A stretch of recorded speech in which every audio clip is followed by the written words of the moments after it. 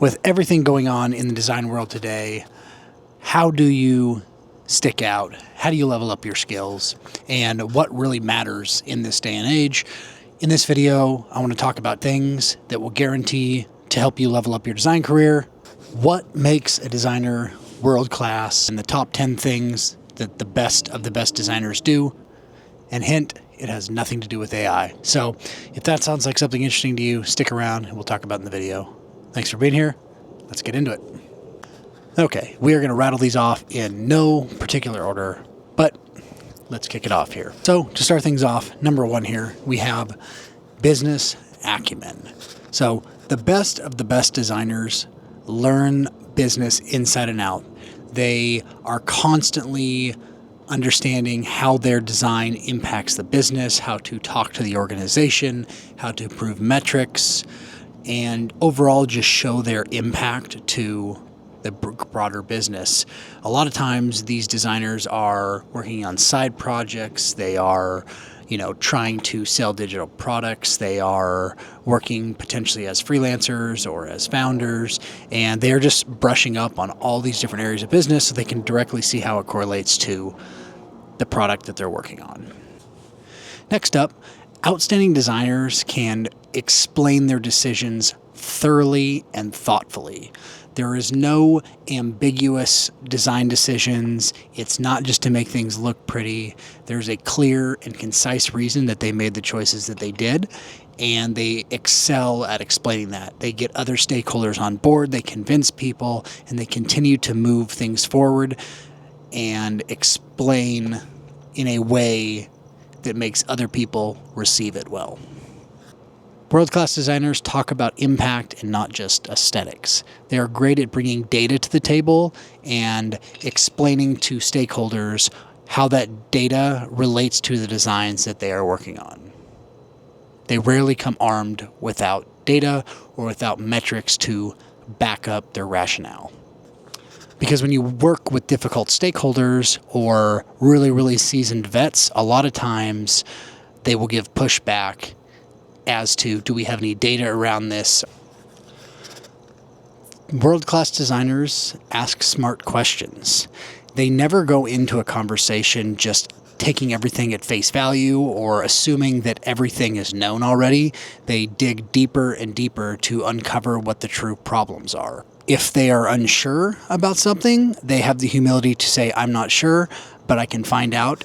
And they continue to ask questions in the moment, after the meetings, or just in general to further clarify and make sure that not only themselves have the right information, but also the stakeholders and the clients around them have enough knowledge to move the design and the work forward in a way that makes impact. Excellent designers are not afraid to give pushback.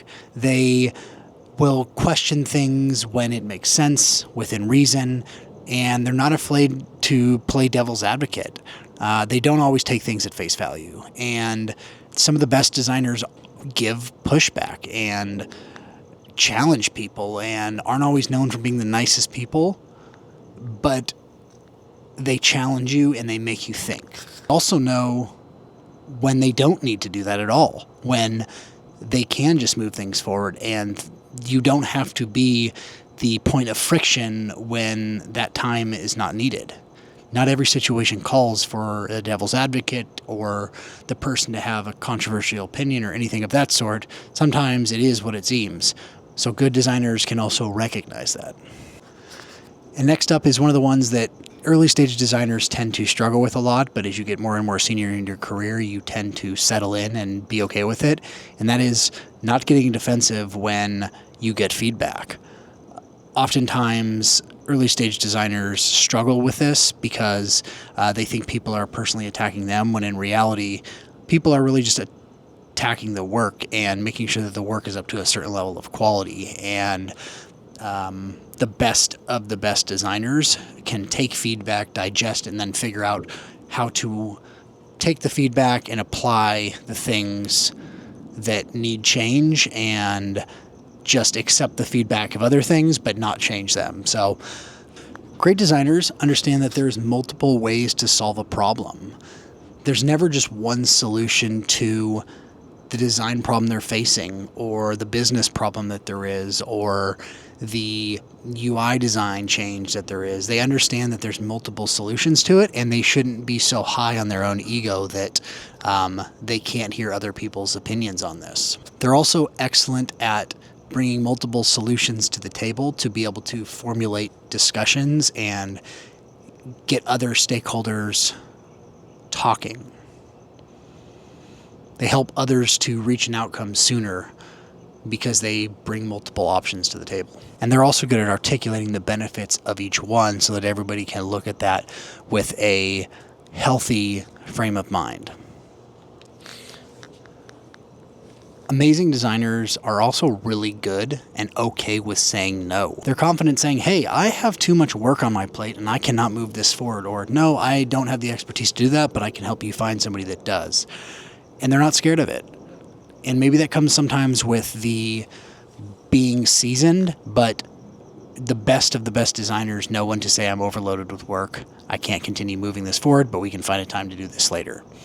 Early designers tend to think that they're going to be letting others down around them by saying no, but in reality, people really respect you when you say, no, I'm overloaded with work, but we can fit this into the next sprint or two if time is permitted. So it's a big one, but great designers are confident saying no. We're losing daylight here. We got 2 left. But the next one on the list here is that the best designers understand when to dive deep and when to stay shallow. So they understand when they can skip certain parts of the design process, or when they need to research more, or pause on something and come back to it later, or do multiple iterations further than they normally would with another part of design. So they just understand kind of the dynamics of the project and the team of, when to dive deep and when to go shallow. And then I think this is one that everybody is still kind of learns depending on the company that you're in. But the best designers that I've ever worked with and that I enjoy working with too are the ones that know what hills are worth dying on and which ones are not. There's so many times where I've worked with designers and they just cannot let something go, and they will ride that horse or climb that hill and just stay on top of it and never budge or never falter, and then they will just run the project into the ground, and it's impossible sometimes to work with those people. And while there is a few far and in between cases where you should stand on that hill and ride that thing to the ground, most of the time hills are not worth dying on. It's better to move something forward, be agreeable with stakeholders, work well with other people, and just be not an asshole. So I think those are my top things over the years that I've noticed about the best of the best designers. And if you'll notice, nothing in here was about AI. AI, again, is just a tool. But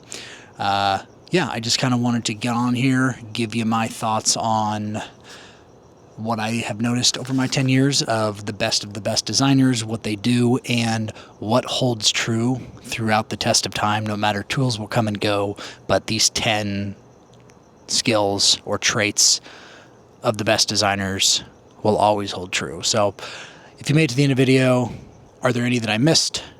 Did you enjoy the video? And I appreciate you being here. Hit the like and subscribe button, and we'll see you next week. Peace.